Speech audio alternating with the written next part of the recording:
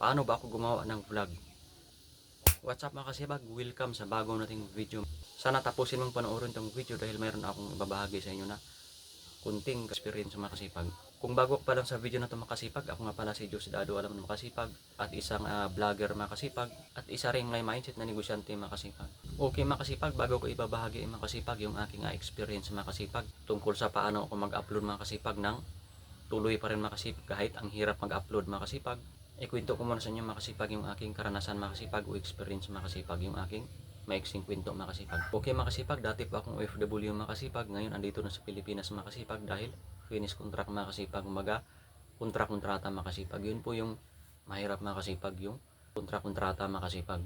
At mag-apply na naman uli makasipag kung tatanggapin pa makasipag. At mayroon pa akong planong babalik makasipag. Yun nga makasipag, kailangan na naman nating mag-apply makasipag. Kumbaga sa sitwasyon ko wala akong stable job.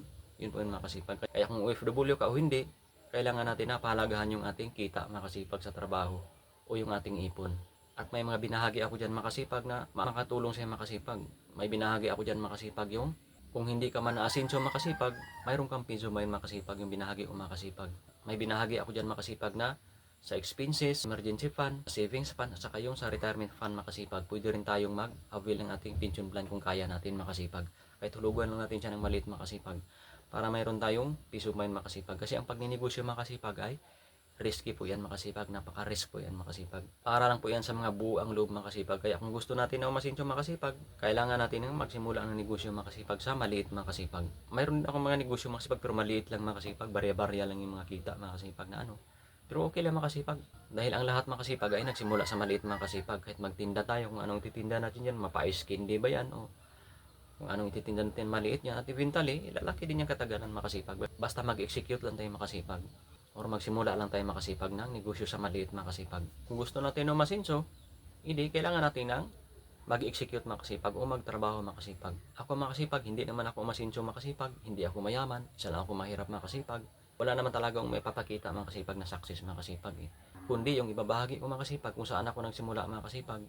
Pwede na ibabahagi makasipag kung saan ka nagsimula, pwede mo nang i-vlog yan makasipag about sa pag-vlogging makasipag. Kung anong linya mo ngayon, kung anong experience mo ngayon, kung anong status ng buhay mo ngayon, pwede mo yung ibabahagi makasipag para kapupulutan din ang aral ng iba yun makasipag. Yun po yung ginawa ko makasipag. Kahit yung mga kalikasan makasipag, yung magagandang view makasipag, napapansin mo, binivideohan ko yan makasipag. Kasi mayroon ding iba makasipag na gusto rin nila ng kalikasan makasipag o tanawin makasipag kasi nakakatanggal ng stress makasipag yung tanawin makasipag, yung magagandang tanawin. Lalo na mga mayaman makasipag, gusto rin nila yung makasipag mapanood yung magandang tanawin. Kasi sa kapapanood nila makasipag, napapansin mo kahit manonood ka ng cable channel sa Discovery Channel, di ba magandang tanawin makasipag, maganda yung views, parang nakakatanggal siya ng stress makasipag, parang may something makasipag. Kaya pwede na natin yung i-vlog makasipag o ibabahagi makasipag kung anong mayroon tayo ngayon dito makasipag. Kasi ako makasipag, isang mahirap lang ako makasipag, wala akong success na binablog kundi yung totoo makasipag na nasa execution yung tagumpay ng tao. Mayroon na ako makasipag, maliit lang, hindi success matawag ko makasipag, barya-barya lang makasipag. Nasubukan ko yun makasipag na kumita rin makasipag pero napakaliit lang, barya-barya lang. Kaya nandyan po talaga sa execution yung tagumpay ng tao makasipag. Wala sa idea, kasi yung idea mo makasipag, yung idea natin ngayon na iniisip natin makasipag, kung ano bang idea natin dyan, pwede ba tayo gumawa ng mga maliliit na bagay na yan, kung anong gagawin natin dyan, pwede nating ibenta. Ma-idea pa lang yan makasipag, hindi yan siya matawag na execution makasipag. Kung yung idea natin yung makasipag na iniisip natin makasipag o iniisip mo, ang dami nang nakakaalam yan makasipag dito sa buong Pilipinas, sa buong mundo. Yung iniisip mo ngayon, naisip na ng karamihan yan makasipag, marami na nakaisip niyan. Kaya ang matawag na negosyante dyan makasipag o entrepreneur, yung nag-execute makasipag, yung nag-execute or execution makasipag. Yun po yung matawag na negosyante o entrepreneur makasipag. Kasi siya ang nag-execute makasipag o executive makasipag. Kaya kung narinig mo makasipag, executive officer makasipag sa isang kumpanya makasipag, napakalaki ng sahod nila makasipag. Kaya napansin makasipag, sila ang pinakamalaking sahod makasipag, yung chief executive officer ng kumpanya makasipag. Kasi makasipag, sila ang nag-execute makasipag ng idea makasipag. Sila yung executive, sila yung nag-execute ng idea. Yun po yung kahalagahan ng chief executive makasipag. Kaya malaki yung sahod nila makasipag. Kaya yung iba makasipag, partner na rin ng kumpanya o may share ng kumpanya, yun po yung makasipag, yung kahalagahan ng execution makasipag. Kaya yung nag-execute ako makasipag, mayroon namang something makasipag na akin na po natutunan makasipag. Okay mga kasipag, tara na, ibabahagi ko na sa inyo mga kasipag yung about sa kung paano ako nakapag-vlog mga kasipag kahit sa sitwasyon na, alam niyo naman yung sitwasyon mga kasipag na mayroong sitwasyon na hindi ka, yung isip natin makasipag na problemado o hindi payapa yung isip natin, mayroon talaga dyan makasipag, hindi mawas yung problema pero makapag-vlog pa rin ako makasipag. Mayroon ako dyan sasabihin makasipag na maaari mo rin kapulutan ng kunting aral makasipag about sa pagbablog kung gusto mo ring mag-vlog mga kasipag. Mayroon na rin akong mga binahagi mga kasipag about sa vlogging mga kasipag. Sana mayroon ka rin napupunot na kunti mga kasipag. Sa isang simpleng vlogger lang mga kasipag, sa isang mahirap lang na vlogger mga kasipag, subukan ko ring maging vlogger mga kasipag kasi naniniwala po ako mga kasipag na andyan po ang lahat nagsimula sa trial and error mga kasipag. Kung hindi para sa akin mga kasipag, wala nang problema mga kasipag. At least nasubukan ko siya mga kasipag na wala namang nawawala halos sa akin mga kasipag. Nasubukan ko siya mga kasipag. Ang malaking nawala sa akin mga kasipag ay yung oras mga kasipag. Yung panahon mga kasipag, oras na binavlog ko. Pero okay lang mga kasipag, at least productive pa rin siya mga kasipag. Nakagawa pa rin ako ng vlog mga kasipag. Yung pagbablog mga kasipag, isa po yung web mga kasipag ngayon mga kasipag. Napapansin natin, di ba gaya ng sinasabi ko, napapansin natin, nagkukontent rin ang lahat mga kasipag. Baka yung katabi mo kasipag, nagkukontent rin mga kasipag, nagbabloging na rin yan, hindi mo alam. O baka yung kapitbahay mo. Yun po yung ano ng content creation mga kasipag. Isa po siyang wave mga kasipag, yung pagko-content o pagba-vlogging mga kasipag. Ano ba yung aking ginawa mga kasipag kung bakit nag-upload pa rin mga kasipag? Ang ginawa ko mga kasipag ay sa panahon na motivated ako mga kasipag, sinamantala ko yung panahon mga kasipag na motivated ako para makapagsalita ako mga kasipag. Confidence ako magsalita mga kasipag. Kung hindi ako motivated mga kasipag, hindi ko kaya magsalita mga kasipag. Nahirapan ako magsalita mga kasipag. Nahirapan kong ilabas yung nasa loob ko mga kasipag, yung sasabihin ko mga kasipag. Hindi ko siya magagawa halos mga kasipag kung hindi ako motivated mga kasipag. Yun po yun mga kasipag. Kung naka-vlog ka na ngayon, tapos hinihinto mo, ituloy mo lang yun mga kasipag. Kung motivated ka mga kasipag, ituloy mo lang yan. Magbablog ka, tuloy-tuloy mo lang kung motivated ka. Kasi kung hindi ka na motivated, sure ball ako mga kasipag, mahirapan ka nang gagawa ng content or mahirapan ka nang gumawa ng vlog mga kasipag. Kasi ang pagkukontent mga kasipag, nakabase yan sa motivated mga kasipag. Kung hindi ka motivated, maniwala ka sa akin, hindi ka makakapag-vlog or makakapag-content mga kasipag kung hindi ka motivated. Kasi hindi mo masabi mga kasipag yung totoo mga kasipag halos kung hindi ka motivated.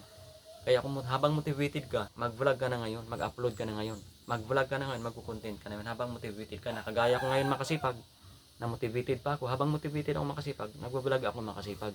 Kasi kung hindi na ako motivated, malamang hindi na maganda yung pag-vlog ko. Kahit mahirap lang ako na vlogger makasipag, malamang mahirapan akong gumawa niyan kung hindi ako motivated. Kaya kung habang motivated tayo makasipag, magbablog tayo makasipag or magkukontent tayo makasipag. Yun po yung ginagawa ko makasipag. Kasi napapansin ko yung makasipag nung hindi ako motivated makasipag, nagbablog ako makasipag or nagkukontent ako, hindi talaga makakagawa-gawa makasipag Parang pabalik-balik na lang yung paulit-ulit na lang sasabihin ko, pamali-mali, kahit pabulol-bulol hanggang ngayon, bulol pa rin ako. Pero sinusubukan ko pa rin mag-vlog mga kasipag kasi yun nga yung sinasabi ko dati na nasa trial ang error po ang lahat mga kasipag. Yung para sa atin, kung hindi, di okay lang. At least nasubukan tayo, di tayo magsisisi mga kasipag na para pala sa atin yun, para pala sa atin yun, tapos hindi natin siya ginagawa, hindi natin siya sinusubukan. Kaya nasa pagsubok po yan lahat mga kasipag. Kaya yun po yung binahagi ko mga kasipag sa pagkukontent mga kasipag. Yung aking experience mga kasipag na kung bakit nakaka-vlog pa rin ako hanggang ngayon. Habang motivated ka, samantalahin mo, mag-vlog ka. Okay makasipag, yun po yung makasipag. Kaya ako binahagi itong video na itong makasipag kasi para ma-motivate din yung iba makasipag na mag-vlog din. Kung nakagawa ka man ng vlog na isa pa lang o dalawa, huwag ka mag-alala. Kung motivated ka, gagawin mo. Mag-vlog ka ng mag-vlog kung motivated ka. At kung hindi ka na motivated, at least may vlog ka na. Yun po yung mga kasipag, yung ginagawa ko mga kasipag. Okay mga kasipag, sana nakatulong sa iyo yung video na to. Maraming salamat sa panonood ng video na to mga kasipag. Sa isang simpleng vlogger na mga kasipag, isang mahirap lang na vlogger makasipag na nagbabahagi rin ng aking munting kaalaman makasipag. Huwag kang mag-alalangin makasipag kung nahirapan ka man gumawa ng vlog makasipag. Kung magsisimula ka pa mag-vlogger o isa kang vlogger pero nahinto makasipag, huwag kang mag-alala makasipag sa binahagi o makasipag. Makakapagsimula ka na rin mag-vlog makasipag kung gusto mo lang mag-vlog. Ang pag-vlog makasipag, walang sapilitan yan makasipag. Pero napapansin natin ngayon na ang karamihan nag-vlog na rin makasipag or nagko-content. Napapansin mo pati kapitbahay mo, nagko-content na rin dyan kahit katabi mo. Nagko-content na rin yan sila makasipag kasi yun po yung wave mga kasipag. At kung motivated ka na makasipag, mag-vlog ka ng mag-vlog makasipag, samantalahin mo. At doon makasipag makagawa ka na ng vlog. Okay makasipag, maraming salamat sa panonood ng video na ito makasipag. Siya nga pala makasipag, ang trabaho ko pala dati makasipag ay isang heavy equipment operator makasipag. Sa mga gustong matuto makasipag sa pagdadrive, sa pagmamaneho, sa pag-ooperate makasipag ng mga heavy equipment makasipag, Mayroon akong group makasipag sa Heavy Equipment Operator Malupit Group Makasipag na pwede mag-join ang lahat, lalo na sa mga baguhan makasipag or sa mga gusto pang matuto. Ako makasipag, gusto ko pa rin matuto makasipag sa iba makasipag na diskarte. At welcome dito makasipag, yung welcome kayo na maglapag ng ating mga experience o galing para matututo rin yung iba makasipag sa trabaho. Kasi trabaho yan makasipag eh. Kailangan din natin na may babahagi sa iba para matututo yung iba. Kasi hindi naman natin madala yung galing natin eh. Kailangan rin natin ng ibabahagi sa iba yan para magbibenefit rin yung iba. Kasi masaya tayo na mayroon tayong may bahagi makasipag. Nakakatulong rin sa iba. Okay makasipag, maraming salamat sa panonood ng video na ito makasipag. Kung nagustuhan mo yung video na ito makasipag, pwede mo akong i-like, comment, and share or subscribe to our YouTube channel or click the bell button below para ma-notify ka sa mga bago ko na ng video na i-upload. Okay makasipag, sa Lucas 10:6, ang mapagkatiwalaan sa maliit na bagay ay mapagkatiwalaan din sa malaking bagay. Okay makasipag, see you my next vlog. I love you, bye, ciao.